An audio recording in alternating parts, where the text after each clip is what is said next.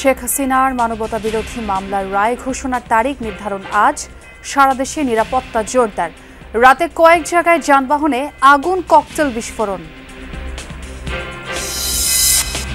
দুপুরে জাতির উদ্দেশ্যে ভাষণ দেবেন প্রধান উপদেষ্টা। সিদ্ধান্ত জানাতে পারেন জুলাই সনদ ও সংস্কার প্রস্তাব বাস্তবায়ন বিষয়ে।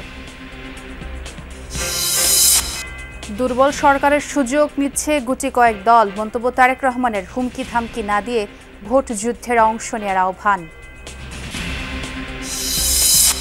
প্রার্থী ঘোষণার পর থেকে কুমিল্লা 10 আসনে বিএনপির তৃণমূল কর্মীদের মাঝে অসন্তোষ। বিতর্ক পাশ কাটিয়ে স্বচ্ছ ভাবমূর্তির কান্ডারির দাবি। জাতীয় মুনাফেকের একজনকে কুমিল্লা 10-এর নমিনেশন দেওয়া হয়েছে। টেন্ডারবাজি, সাদাবাজি সব কিছু করেছে। এখন তাদেরকে দল, এত বড় দল বিএনপির মতো, তারাই আবার নমিনেশন দিয়েছে।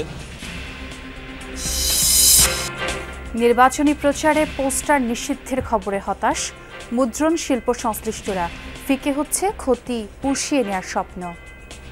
কাগজ ব্যবসায়ী আমরা সবাই ক্ষতিগ্রস্তের মধ্যে আছি। এখানে অনেক মানুষের ইনকামের ফটটা অনেক দুর্বদ্ধ হয়ে যাবে। আমাদের যে প্ল্যান ছিল, এখন এগুলা আমরা কি করব, আমরা এখন দিশে পাচ্ছি না আর কি।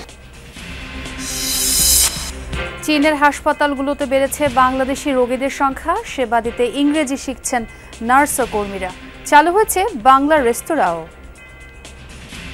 প্রথম প্যাকেজটা হচ্ছে 500 RMB। আমি প্রথমটাই নেব। এখানে তো ভালো ট্রিটমেন্ট দেয় এবং ওষুধও কম। চাইনিজ মেডিসিন এবং ওয়েস্টার্ন মেডিসিন কম্বাইন ট্রিটমেন্ট, এটা পৃথিবীর অন্য কোথাও পাবেন না।